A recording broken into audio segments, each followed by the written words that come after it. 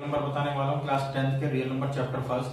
उसके अंदर पहली एक्सरसाइज 1.1 जिसके अंदर एचसीएफ यानी कि एचसीएफ निकालने का न्यू मेथड होता है जो आपने 4 5 पढ़ा है उसी के अकॉर्डिंग।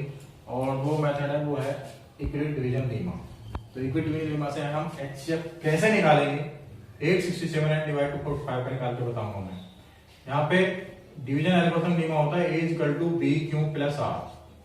यहाँ पे एक इंटीजर होता है, बी आपका क्यू आपका क्वेश्चन होता है, रिमाइंडर होता है, और बी वो होता है जिससे उसको डिवीजन किया जाता है। तो 867 में हम डिवीजन मेथड से पहले निकालेंगे 255 3 जा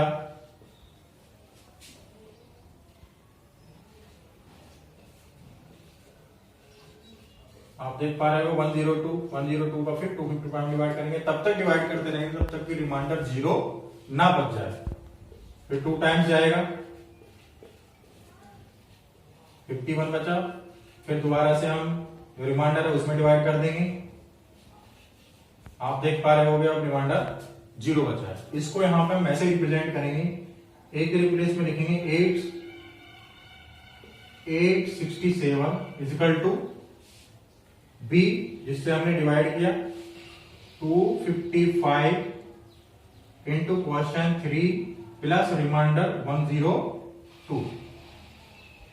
फिर क्या करते हैं अगेन 255 को हम यहां पे प्रेजेंट करते हैं जिससे डिवाइड किया 102 इंटू 2 प्लस फिर रिमाइंडर लिखेंगे 51 अगेन 102 आपका equal to 51 into 2 plus remainder 0। तो जब तक रिमाइंडर 0 नहीं आता तब तक हम इस क्रिया को दोहराते रहते हैं, इसको आगे चलाते रहते हैं। इसका मतलब हुआ इसका एचसीएफ हुआ 51। तो दोस्तों आपको समझ में आ गया होगा स्टूडेंट्स के एचसीएफ कैसे निकाला जाता है इक्विटी डिवीजन लीमा से। इससे आगे इसी चैप्टर के अंदर आपको एक अन्य क्वेश्चन दिखाया जाएगा, अन्य क्वेश्चन के बारे में बातें करूंगा। नेक्स्ट क्वेश्चन है जो बुक के अंदर से आपका कि use equity division lemma to show that the square of any positive integer is either form of 3m और 3m + 1 for some integer n। यह क्वेश्चन होता है, बहुत ही इंपॉर्टेंट क्वेश्चन है एग्जाम के लिए। Show that any positive odd integer, मैं इसको यहां पर रख कर देता हूं, क्वेश्चन को मैं नोट करूंगा यहां पर लिखूंगा और उसके बाद आप उसको देख समझेंगे। क्वेश्चन है show that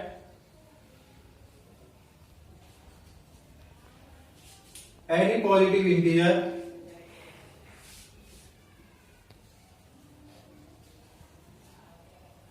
is the form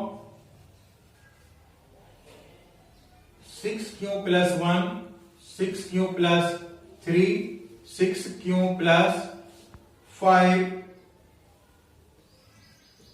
where q is some integer, where q is some integer. तो इसको करने से पहले स्टूडेंट्स हमको एक इंटीजर मानना पड़ेगा। Solution let A be the integer then A equal to B Q plus R. A equal to B Q plus R, जहां पे हम आर को क्यों एक सम इंटीजर है, क्यों एक इंटीजर है जहां पे, तो A इक्वल टू हम पहले लेंगे 6 क्यों, क्योंकि यहां पे कितना है 6 क्यों प्लस 1 है, तो 6 क्यों लेंगे। 6 क्यों का मतलब है 2 इंटू 3 क्यों इक्वल टू इवन, क्योंकि आर जो रिमाइंडर होता है जब आर की वैल्यू जो होगी यहां पे 0 1 2 3 4 5, क्योंकि हम किसी को डिवाइड करते हैं तो रिमाइंडर हमेशा उस नंबर से कम आता है या उसके बराबर आता है, या तो 0 आता है या उससे कम आता है। तो जब हम 6 का डिवाइड करेंगे किसी में तो उसका रिमाइंडर होगा 0 1 2 3 4 5 6, लेकिन 6 कभी नहीं होगा तो 5 तक होगा, तो इसके आर वाला 0 था। ए इक्वल टू नेक्स्ट केस में वहन n इक्वल टू 6 क्यों, जब ये condition I when a equal to 6 Q plus 1 तो इसका मतलब 2 3q plus 2 into 3q plus 1। इसको हम कह सकते हैं कि ये इवन है और ये प्लस 1, तो इवन प्लस 1 इक्वल टू क्या हो गया, ऑड। फिर हम नेक्स्ट कंडीशन लेंगे, when r इक्वल टू 2, ध्यान रखते हैं when r equal to 0, r equal to 1, तो a इक्वल टू क्या हुआ 6q plus 2, 6q plus 2।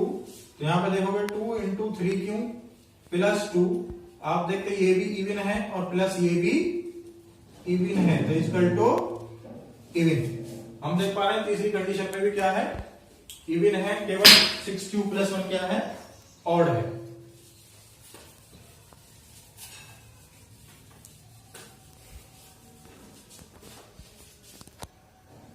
when r equal to 3, तो a equal to 6q plus 3, 6q plus 3 equal to 2 into 3q plus 3 means even plus odd, तो equal to odd.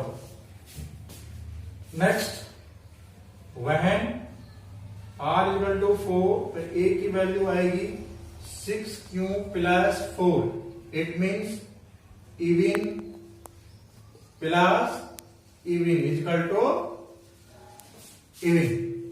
And last is when r equal to 5, a की value होगी 6q plus 5, यानी कि even plus odd equal to odd. आप जानते हैं अगर even और ऑड को ऐड किया जाए तो उसका आंसर ऑड ही होगा। इस प्रकार ऐड दिस, सो हम लिख सकते हैं when a equal to 6q plus 1 कॉमा और 6q plus 3 and 6q plus 5, it is odd.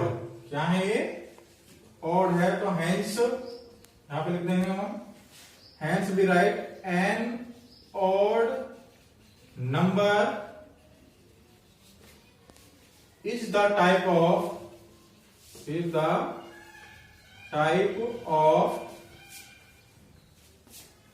6q plus 1, 6q plus 3 and 6q plus 5। तो this is the by Euclidean algorithm. तो हमने प्रूव कर दिया कि 6q प्लस ये हमेशा ऑड नंबर में इंटीजर रहेगा। तो आज इस चैप्टर के अंदर 2 क्वेश्चन ज्यादा इंपोर्टेंट है, एक एचसीएफ निकालना और एक शो दैट के कोई भी इंटीजर इस रूप में निकाला जाता है, कोई भी इंटीजर को हम ऐसे लिख सकते हैं। तो मुझे आशा है कि आप सभी को ये जो वीडियो पसंद आई होगी, आपको समझ में आ गया होगा कि आपका एचसीएफ कैसे निकालेंगे इक्विवेलेंट डिवीजन लेमा से, और हम किसी भी इंटीजर को कैसे रिप्रेजेंट कर सकते हैं।